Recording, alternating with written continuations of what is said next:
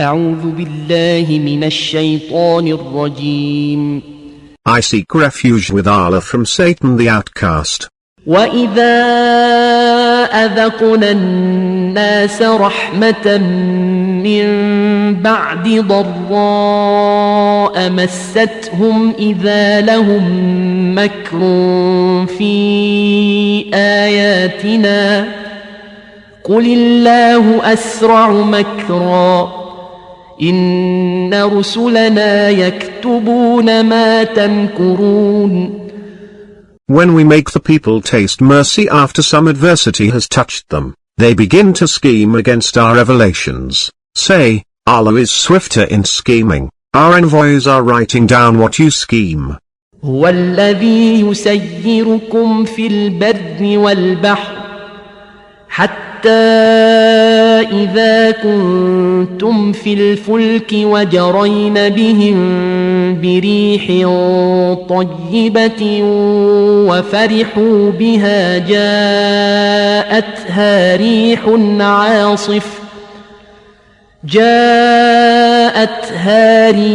عاصف وجاءهم الموج من كل مكان وظنوا أنهم أحيط بهم دعوا الله مخلصين له الدين لئن أنجيتنا من هذه لنكونن من الشاكرين. It is He who transports you across land and sea. Until, when you are on ships, sailing in a favorable wind, and rejoicing in it, a raging wind arrives. The waves surge over them from every side, and they realize that they are besieged. Thereupon they pray to Allah, professing sincere devotion to Him, if you save us from this, we will be among the appreciative. فَلَمَّا أَنْجَاهُمْ إِذَا هُمْ يَبْغُونَ فِي الْأَرْضِ بِغَيْرِ الْحَقِّ يَا أَيُّهَا النَّاسُ إِنَّمَا بَغْيُكُمْ عَلَى أَنفُسِكُمْ متاع الحياة الدنيا ثم إلينا مرجعكم فننبئكم بما كنتم تعملون.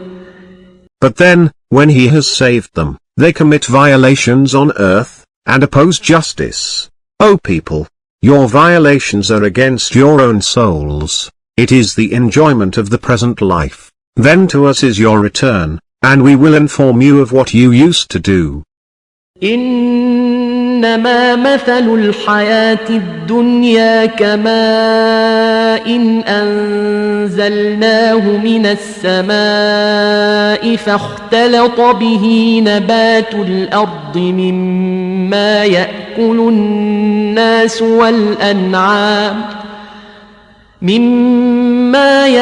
الناس والأنعام حتى إذا أخذت الأرض زخرفها وزينت وظن أهلها أنهم قادرون عليها أتاها أمرنا ليلا أو نهارا فجعلناها حصيدا كأن لم تغن بالأمس كذلك نفصل الآيات لقوم يتفكرون. The likeness of the present life is this: water that we send down from the sky is absorbed by the plants of the earth, from which the people and the animals eat, until, when the earth puts on its fine appearance, and is beautified, and its inhabitants think that they have mastered it, our command descends upon it by night or by day, and we turn it into stubble, as if it had not flourished the day before. We thus clarify the revelations for people who reflect.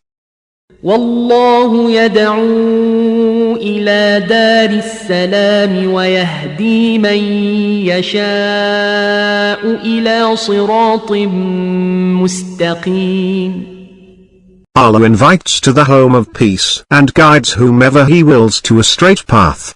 للذين أحسنوا الحسنى وزيادة ولا يرهق وجوههم قتر ولا ذلة أولئك أصحاب الجنة هم فيها خالدون. For those who have done good is goodness, and more, neither gloom nor shame will come over their faces. These are the inhabitants of paradise, abiding therein forever. والذين كسبوا السيئات جزاء سيئة بمثلها وترهقهم ذلة ما لهم من الله من عاصم كأنما أغشيت وجوههم قطعا من الليل مظلما أولئك أصحاب النار هم فيها خالدون. As for those who have earned evil deeds, a reward of similar evil and shame will cover them. They will have no defense against Allah, as if their faces are covered with dark patches of night. These are the inmates of the fire, abiding therein forever. ويوم نحشرهم جميعا ثم نقول للذين أشركوا مكانكم أنتم وشركاؤكم فزيلنا بينهم وقال شركاؤهم ما كنتم إيانا تعبدون.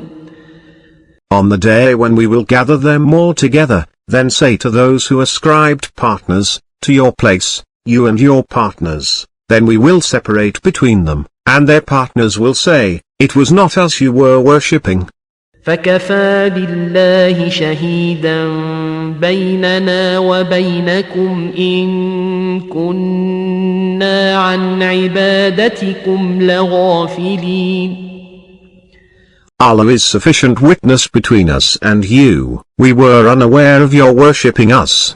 هنالك تبلو كل نفس ما أسلفت وردوا إلى الله مولاهم الحق وضل عنهم ما كانوا يفترون.